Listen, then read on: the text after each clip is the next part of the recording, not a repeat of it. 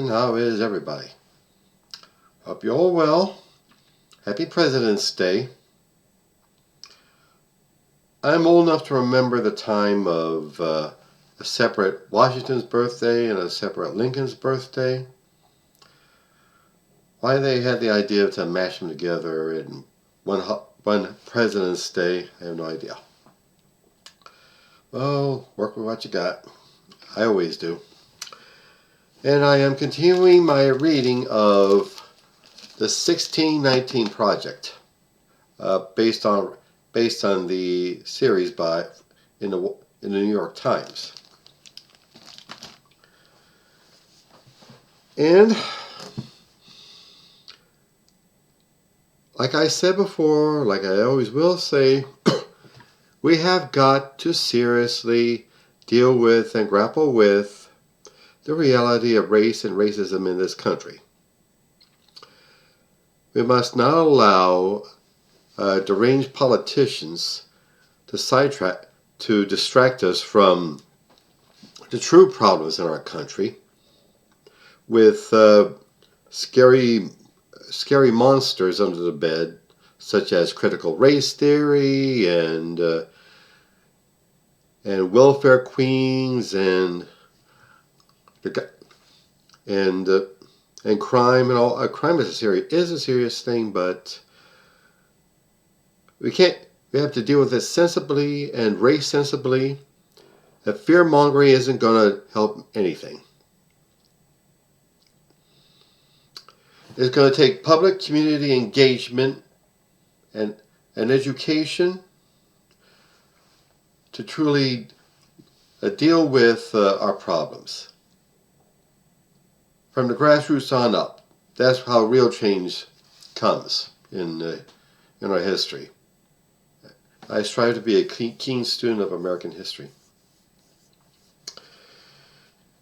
Like I said, we must keep ourselves from being distracted of scares about vaccines and masks and two men and two women of the same sex holding hands down the street. Our infrastructure is falling apart. Our education system is becoming disastrous.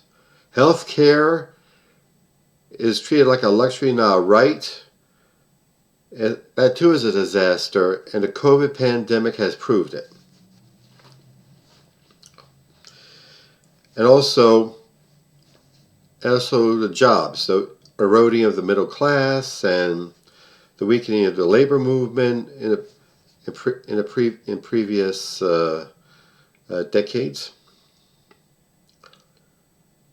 But I am pleased with the surge of union organizing particularly in the tech industry, like in Amazon facilities and Starbucks. I hear even rumblings on Apple retail stores.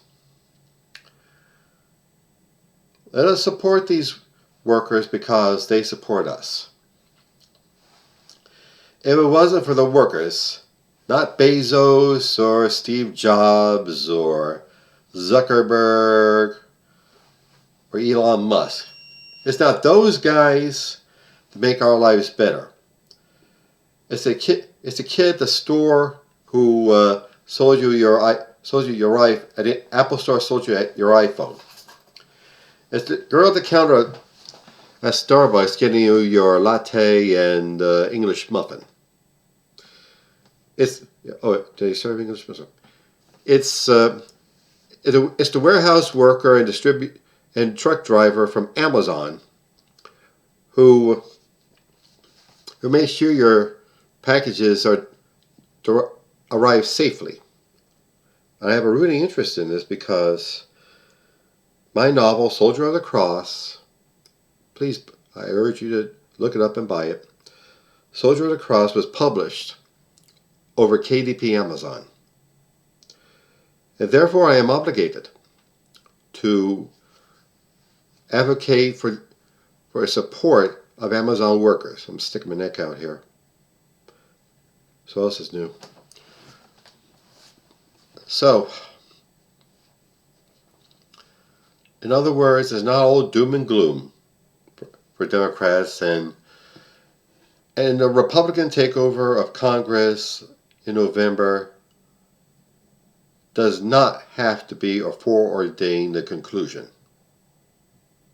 We have to make damn sure they don't get near the House or the Senate or your local legislatures or your school boards or your county commissions or your municipal councils. I'm getting a little disjointed, but I have to vent my thoughts, which are pretty good, I think. Anyway, that's the real enemy. Willful ignorance, willfully trying to promote ignorance, race baiting, race hating. Those are the enemies of the people. And terrorism. There have been so many reports about school board members, and being threatened with death, getting death threats in their voicemails because of mask mandates and critical race theory. Which, I must say for the 1000th time, is a critical race theory is a study held in law schools and graduate schools, and not, I repeat, not taught to pre-K kids. Okay?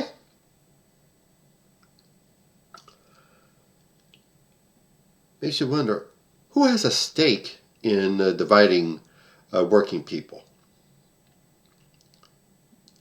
Dividing white workers against black workers and Hispanic workers and Asian workers and female workers. Who would benefit from that? That shows you who the real enemy is. The plutocratic class, the billionaires, the corporations, who want to keep us divided and powerless so that we don't challenge them and their power. That is what scares the hell out of them. So let's give them something to be scared of. Let's let them know that we're not going to fall for it. We're going to organize across genders, across races, across religions. And we're going to stand up for our rights. Okay, enough said. I take this time to promote some of my favorite small businesses, one of them being Hemperific LLC. They're a lovely little cannabis store on the 15th and Snyder, South Philly. And they got some of the finest CBD products. Flour and oils and teas and drinks and dog treats. Dog treats? Your little doggy's going to be very happy about it. Hey, cats have catnip, why not? HemperificLLC.com. I also now talk up my beloved career coach, Michelle Snow. Michelle Snow has guided me in my developing my professional career, my media consulting business, and she'll do the same for you. She'll let you know what you're doing right, where you need work, and she'll help you network with other small businesses and entrepreneurs. Please check her out. growwithsnow.com. Okay, that's all for now. But don't worry, more to come. Try shutting me up. And on that cheery note, bye.